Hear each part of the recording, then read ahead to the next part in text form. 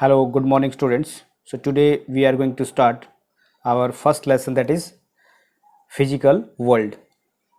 So, in physical world, you have seen that there are different type of forces.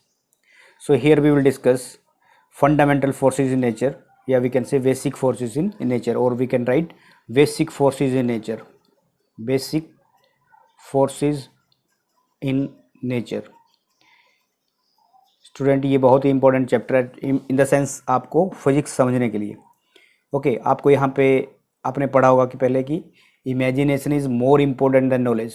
इस chapter में main conclusion आप देखेंगे कि imagination is more important then knowledge. आप imagine नहीं करोगे तो आपको कोई भी चीज़ आप मीन्स अंडरस्टैंड नहीं कर सकते अच्छे से, उसके डेप्थ में नहीं जा सकते। ठीक है, तो हम मेन टॉपिक इसमें ले रहे हैं, that is fundamental forces in nature. तो देर आर वी कैन से 4 फंडामेंटल फोर्सेज इन नेचर। यहाँ पे we will write there are 4 fundamental forces. There are 4 fundamental forces in nature. हमारी नेचर में 4 जो है बेसिक फोर्सेस है, basic we can say fundamental forces हैं। ठीक है, तो हम पहले डिस्कस करेंगे। फर्स्ट है आपके पास ग्रेविटेशनल फोर्स। जो फर्स्ट फोर्स है that is gravitational force. Gravitational force. और दूसरे नंबर पे है electromagnetic force. Electromagnetic force. Okay students, so ये आपके पास जो 2 फोर्सेस हैं, ये आपके जो मैक्रोस्कोपिक और माइक्रोस्कोपिक बॉडीज हैं उनके बीच में। So we can write forces between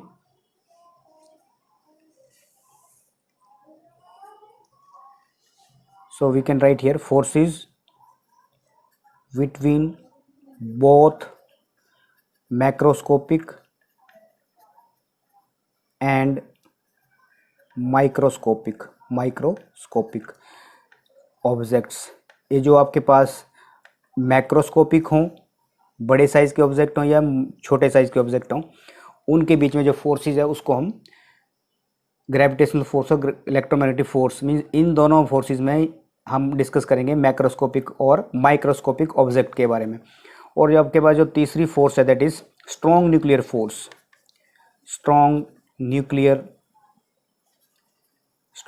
force. Okay, और नंबर 4 पे आपके पास weak nuclear force. Weak nuclear force. तो ये जो स्ट्रॉन्ग न्यूक्लियर फोर्स है और जो वीक न्यूक्लियर फोर्स है, ये आपके जो माइक्रोस्कोपिक जो ऑब्जेक्ट हैं सिर्फ, तो हम यहाँ पे लिखेंगे forces between only microscopic bodies. Microscopic या ऑब्जेक्ट या बॉडीज, या वी कैन राइट ऑब्जेक्ट्स, इनके बीच में होगी ये सिर्फ। ठीक है, और अगर इसकी हम स्ट्रेंथ की बात करें तो we will write here the relative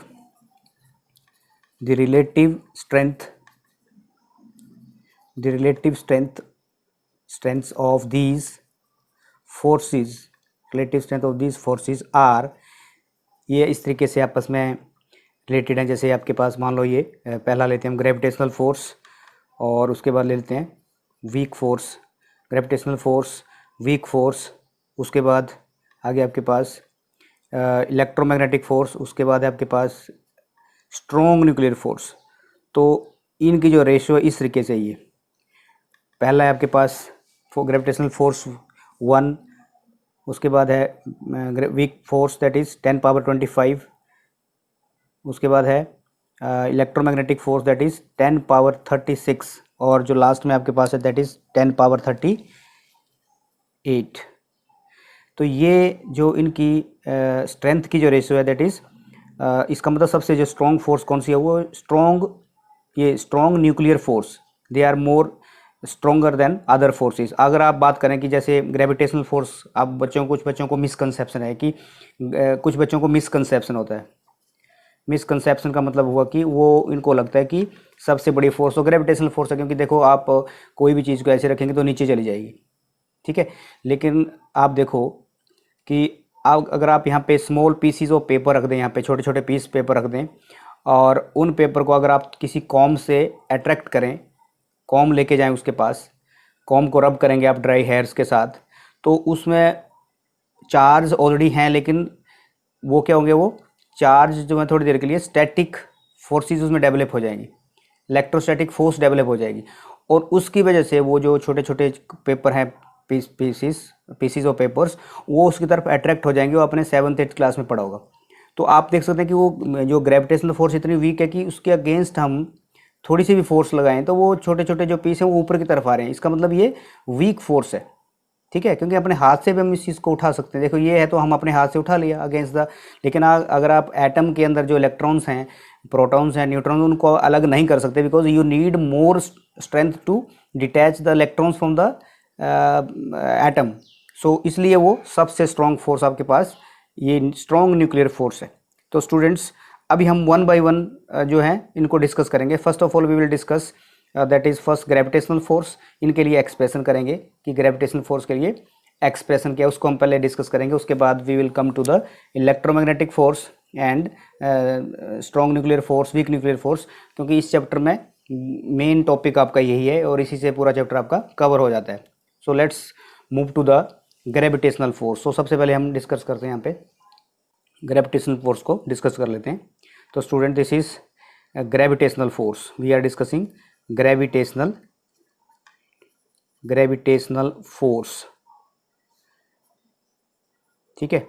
तो आप देखिए, अब मैं ऐसे एज्यूम करता हूँ कि सपोज करो दो मासेस हैं, ठीक है, एक मास, उसका मास, फर्स्ट बॉडी का मास है m1 और दूसरी बॉडी का मास है m2, and they both objects are separated by this distance of, let us this is r। आप कुछ भी ले सकते हैं, ठीक है। मैंने मान लिया कि दो ऑब्जेक्ट हैं, एक ऑब्जेक्ट यहाँ पे रखा हुआ है और दूसरा ऑब्जेक्ट यहाँ पे रखा हुआ है, और दो ऑब्जेक्ट जो है किसी डिस्टेंस r से सेपरेटेड है और उनका मास m1 m2 है, ठीक है। तो उनके बीच में जो फोर्स होगी वो क्या होगी, म्यूचुअल अट्रैक्शन। तो आप देखिए इसमें लिखेंगे आप, it is the force of attraction, या we can write here it is the mutual, या इट इज़ द फोर्स, ऐसे लिखिए पहले, it is the force of mutual attraction. Mutual means आपस में एक दूसरे को अट्रैक्ट कर रहे हैं। म्यूचुअल अट्रैक्शन मीन्स इस यूनिवर्स में हर चीज़ एक दूसरे को अट्रैक्ट करती है किसी न किसी तरीके से, ठीक है। सो it is the force of mutual attraction between two bodies. So will write here between two bodies by virtue of their masses. उनके अपने मास की वजह से एक दूसरे को अट्रैक्ट कर रही हैं, ठीक है। सो अकॉर्डिंग टू जो न्यूटन जो लॉ है ग्रेविटेशन, अकॉर्डिंग टू यहाँ पे लिखेंगे, so will write here according to Newton's law of gravitation, Newton ने ये लॉ दिया था ग्रेविटेशन, ठीक है। जैसे ये आप जो एप्पल एक उसके ट्री से नीचे गिरा था, तो न्यूटन को वहीं से कुछ समझ आया कि यहाँ पे something is there which is attracting the object towards the earth, उसको उसने ग्रेविटी का नाम दिया था। तो according to Newton's gravitations, the gravitational attraction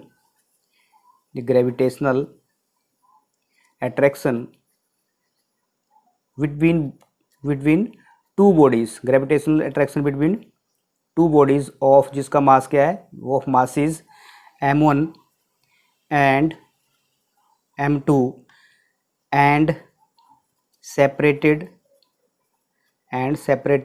bye distance. जो आपने अभी बताया, जो मैंने अभी आपको बताया, वही आपको एक्सप्लेन करना है पहले कि सेपरेटेड बाय डिस्टेंस क्या, r ले लो, इज गिवन बाय। इसका मतलब दो बॉडीज के बीच में जो अट्रैक्शन है वो कैसे है, जैसे ये बॉडी इसको इस तरफ खींच रही है और ये बॉडी इसको इस तरफ खींच रही है, ठीक है। अब देखो क्या होगा, जो फोर्स ऑफ अट्रैक्शन है, that is force is directly proportional to the product of the masses and inversely proportional to the square of the distance between them. मतलब जितनी, देखिए यहाँ पे डिस्टेंस जो है अगर ज़्यादा होगी तो फोर्स ऑफ अट्रैक्शन कम हो जाएगी। कोई दो ऑब्जेक्ट जो है आपस में, इस ऑब्जेक्ट को मैं यहाँ पे रख देता हूँ या इस ऑब्जेक्ट को दूरी पे रख देता हूँ इसके, तो जितने दूर होंगे उतनी कम अट्रैक्शन होगी।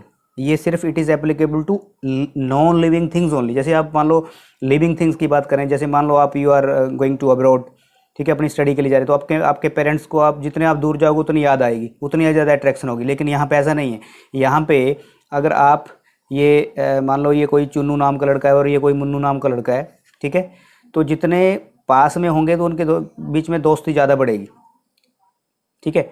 लेकिन अगर दूर चले जाएंगे उनके बीच में अट्रैक्शन कम होनी चाहिए, लेकिन वहाँ पे बढ़ रही है। तो ये ह्यूमन बींग्स में ऐसा हो रहा है। लेकिन नॉन लिविंग्स की बात करेंगे हम, नॉन लिविंग्स ऑब्जेक्ट की बात करेंगे, नॉन लिविंग्स की बात करें तो वहाँ पे ये अट्रैक्शन कम हो जाती है, ठीक है। उसमें उनमें इमोशंस नहीं होते, तो इसलिए क्या होगा यहाँ पे, वहाँ पे ये लॉ एप्लीकेबल नहीं है, ठीक है। अपनी बुक में आप पढ़ सकते हैं इस केस में कि ह्यूमन बींग्स में ये एप्लीकेबल नहीं होगा, और इसलिए हमने लिखा कि जितनी ज़्यादा डिस्टेंस होगी उतनी उसमें कम अट्रैक्शन होगी। तो इन दोनों को इक्वेशन को जब हम कंबाइन करेंगे तो F is directly proportional to product of the masses, product of their masses and inversely proportional to square of the distance. इसका मतलब जो फोर्स है इन फैक्टर के ऊपर डिपेंड करता है। जितना बड़ा मास होगा ऑब्जेक्ट का उतनी ज़्यादा अट्रैक्शन होगी, और जितनी डिस्टेंस दूर होगी उतनी कम अट्रैक्शन होगी, ठीक है। तो अगर हम प्रोपोर्शनलिटी साइन को रिमूव कर देते हैं यहाँ पे, तो आपके पास क्या आएगा, force is equal to G m1 m2 by R square, where G is what, this is gravitational constant. इसको हम ग्रेविटेशनल कांस्टेंट का नाम देते हैं। This is G is what, gravitational constant, gravitational constant. और ये तो ये आपके पास ग्रेविटेशनल कांस्टेंट है, यूनिवर्सल, इसको हम यूनिवर्सल जो जी है आपके पास, दिस इज ग्रेविटेशनल कांस्टेंट, या इसको यूनिवर्सल कांस्टेंट भी बोलते हैं। यूनिवर्सल मतलब पूरे यूनिवर्स में ये इसकी वैल्यू फिक्स रहेगी। तो ये था फर्स्ट आपका कि ग्रेविटेशनल कांस्टेंट क्या है, जो जी की वैल्यू अपने पढ़ा, यूनिवर्सल ग्रेविटेशनल कांस्टेंट। और this was about gravitational force. Now we will discuss इसके बारे में, अभी हम इसके इंपॉर्टेंट प्रॉपर्टीज़ के बारे में स्टडी करें कि what are its important properties, important properties of gravitational constant, important properties of gravitational constant. इसकी क्या प्रॉपर्टीज है? तो सबसे पहले इसकी प्रॉपर्टी देखिए, फर्स्ट प्रॉपर्टी है कि ये it is a universal attractive force. तो हम ऐसे लिख सकते हैं, it is a universal attractive force, ठीक है। It is a universal attractive force, इसकी जो इंपॉर्टेंट प्रॉपर्टीज। दूसरा है it obeys the inverse square law, जैसे आपने देखा अभी कि F is directly proportional to square of the, F is directly m1 m2 और inversely r square, so it is inversely. तो यहाँ पे हम लिखेंगे कि it obeys inverse square law, it obeys inverse square law, ठीक है। मतलब डिस्टेंस ज़्यादा होगी तो अट्रैक्शन कम हो जाएगी। जैसे ये ऑब्जेक्ट हैं तो डिस्टेंस ज़्यादा होगी, तो इन दोनों के बीच में जो वी कैन से, जैसे ए और बी बॉडीज़ हैं तो इनके बीच में क्या होगा, डिस्टेंस ज़्यादा होने से अट्रैक्शन कम हो जाएगी। तो it is obvious inverse square law. और ये लॉन्ग रेंज फोर्सेज हैं, it is a long range force, लंबी दूरी तक ये, जैसे आपने देखा होगा कि ऑब्जेक्ट को काफ़ी ऊपर तक ले जाओ तो भी बॉडी अट्रैक्ट होती रहेगी अर्थ की तरफ, ठीक है। लेकिन जहाँ पे अर्थ की जो ग्रेविटी ख़त्म हो रही है उसके बाद जाएंगे हम तो वो उसका ऊपर इफेक्ट नहीं पड़ेगा, तो भी ये काफ़ी किलोमीटर तक इसका इफेक्ट रहता है। तो it is a long range force, और इसको वीक फोर्स बोलते हैं। This is a weak force, ये वीक फोर्स है आपके पास, ठीक है। वीक फोर्स इन नेचर ऐसे लिख सकते हैं हम, it is known as weak force in nature. जो मैं अभी आपको पेपर का एग्जाम्पल दिया है उससे हम पता कर सकते हैं। It is a central force, it is a central force, इसको हम सेंट्रल फोर्स भी बोलते हैं। और ये कंजर्वेटिव फोर्स है, इट इज़ अ कंजर्वेटिव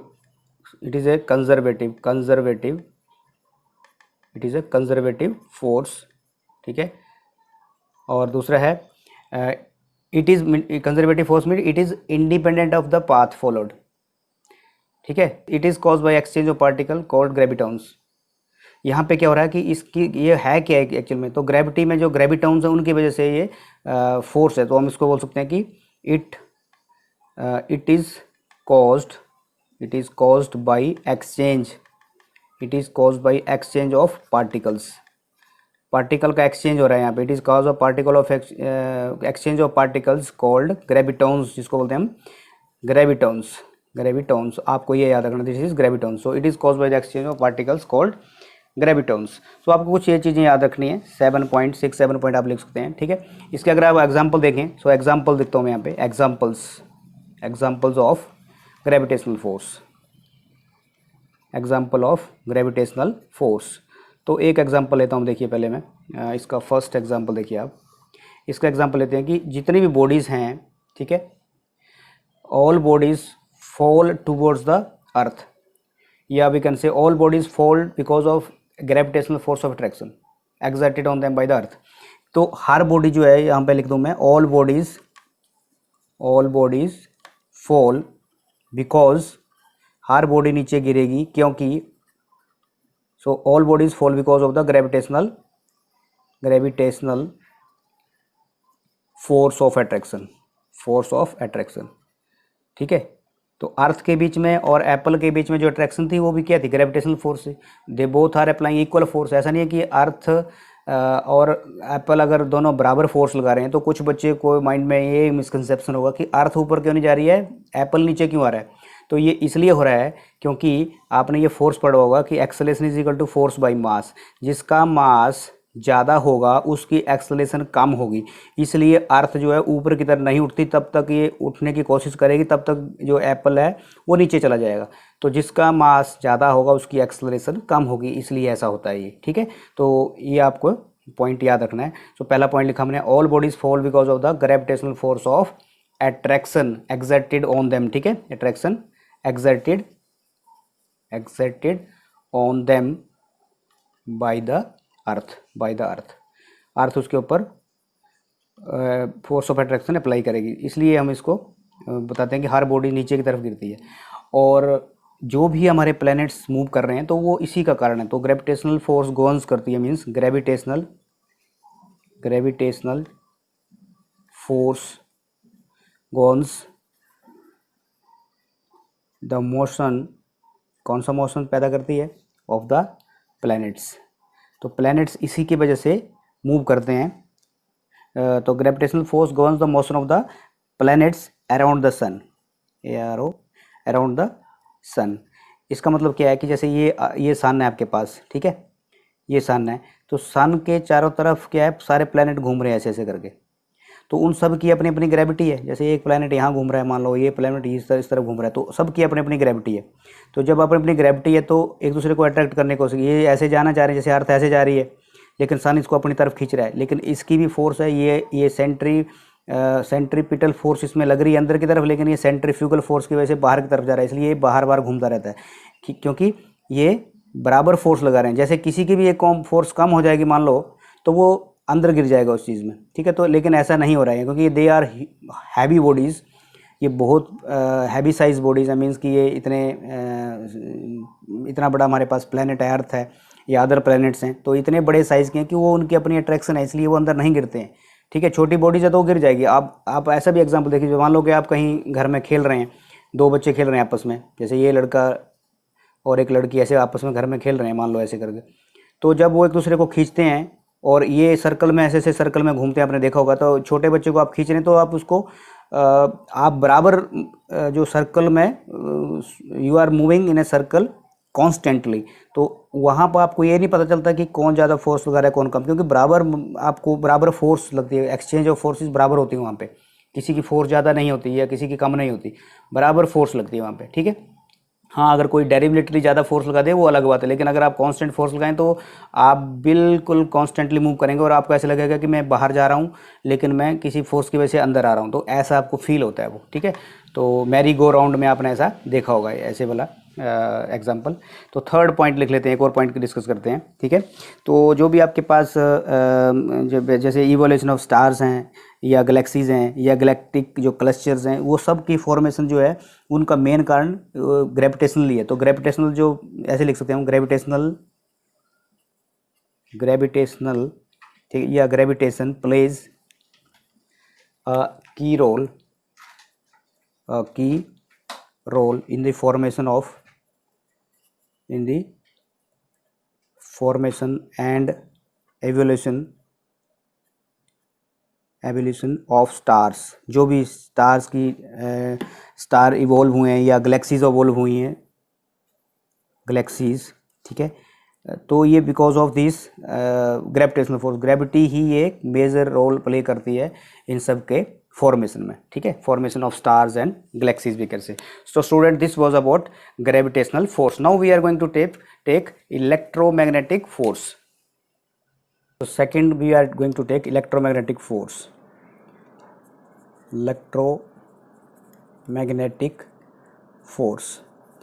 तो ये आपने 10th क्लास में पढ़ा होगा, थोड़ा सा इसके बारे में सुना होगा, चार्जेस के बारे में।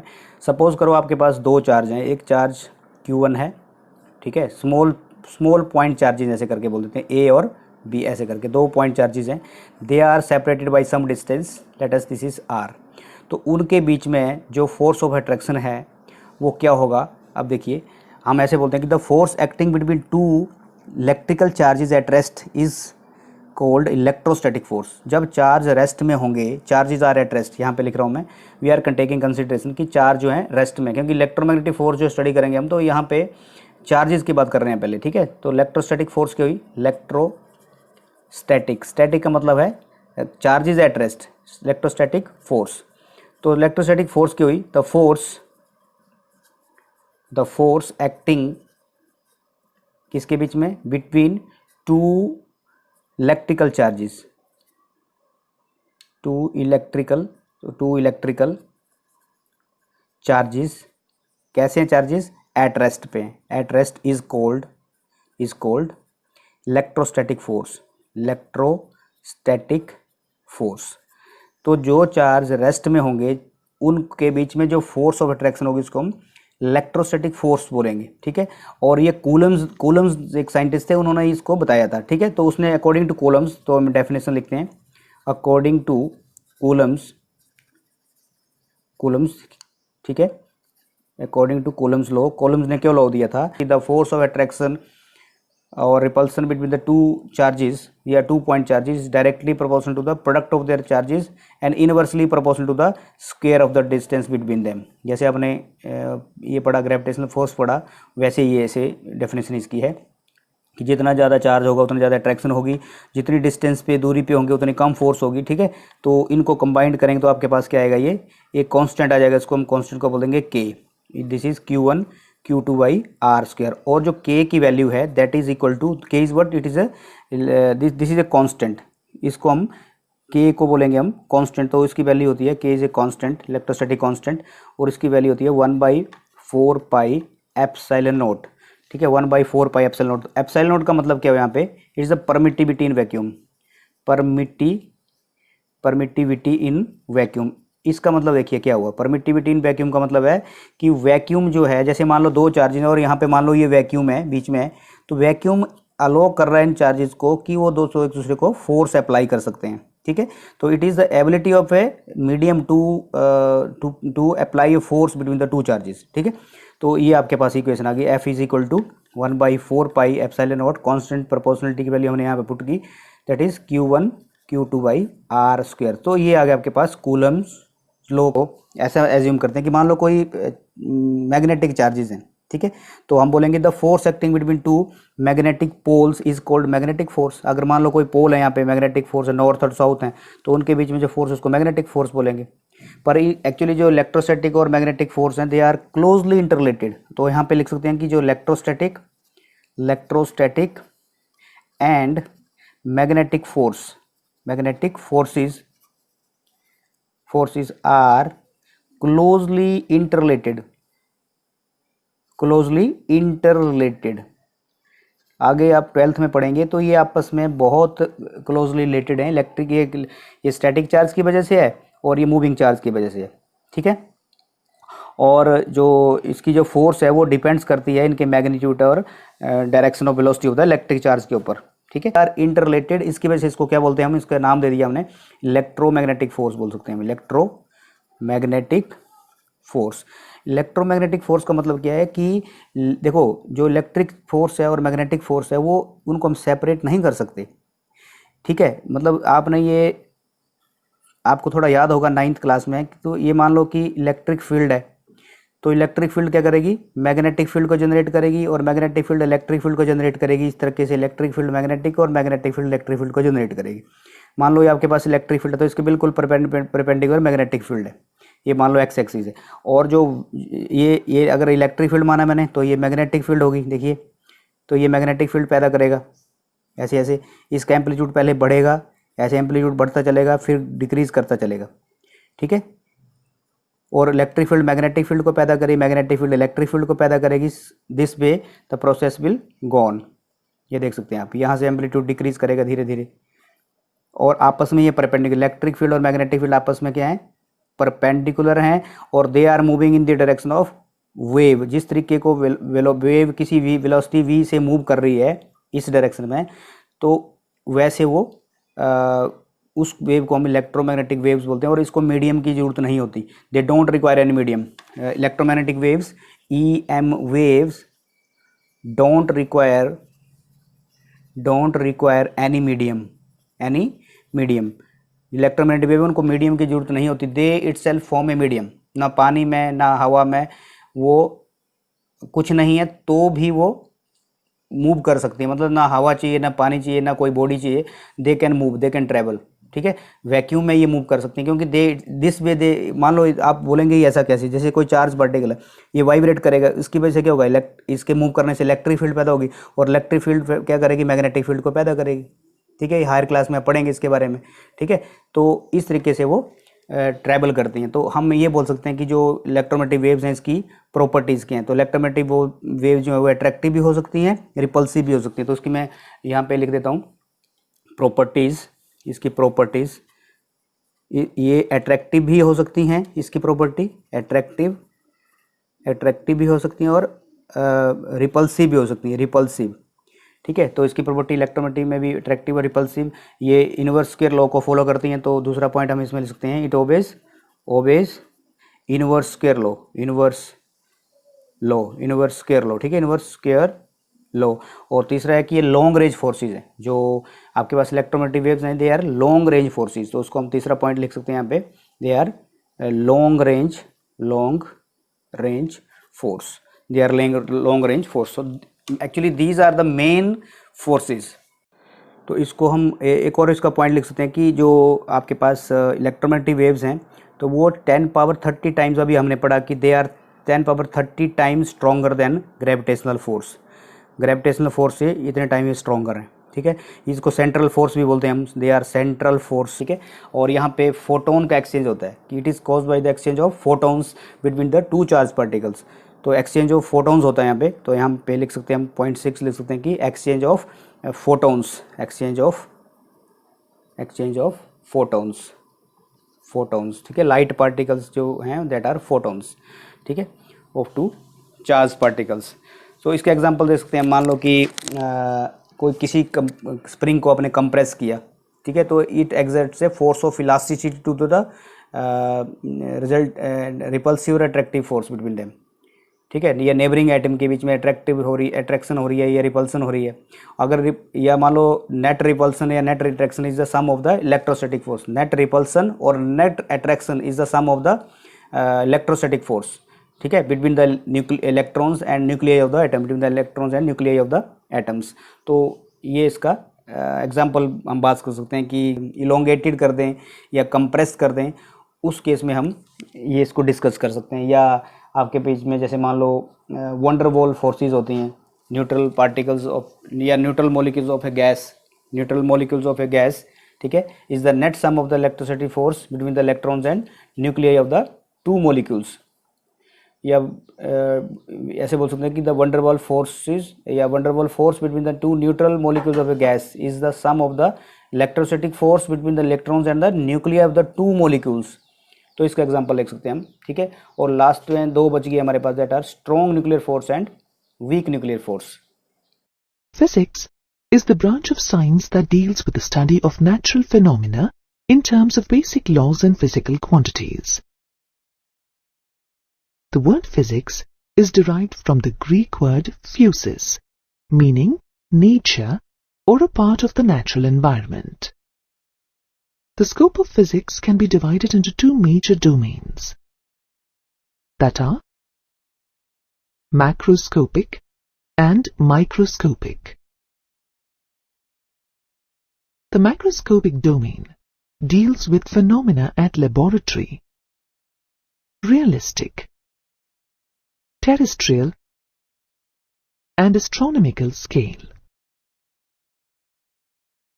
whereas the microscopic domain deals with molecular, atomic, and nuclear phenomena. In our study of physics, we will look at macroscopic phenomena under classical physics that includes mechanics, electrodynamics, optics, and thermodynamics. In physics, we attempt to explain various physical phenomena in terms of few concepts and laws. We see the physical world as manifestation of some universal laws in different domains and with the required conditions applicable as per the contexts. For example, the law of gravitation, which describes the motion of an apple detached from a tree, which eventually falls to the earth, also explains the nature of the forces between Earth and the Moon, and also the force that bounds the planets in the solar system in their orbits and keep them in motion in their paths. Thus, we derive the properties of bigger or more complex system from the properties or interaction of the simpler parts or constituents of the system. This approach is called reductionism and helps in understanding the properties of complex systems in physics like functioning of satellites, etc. Physics is closely connected to technology and society. Most of the modern technologies are contributions from the realm of physics and work on one or the other scientific principle. Here are some of such technologies.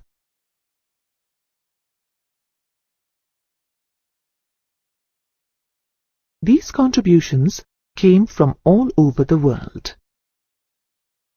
Here is a list of some notable physicists. These contributions came through observations, experimentation or analysis of natural phenomena and the rules or laws that govern such phenomena.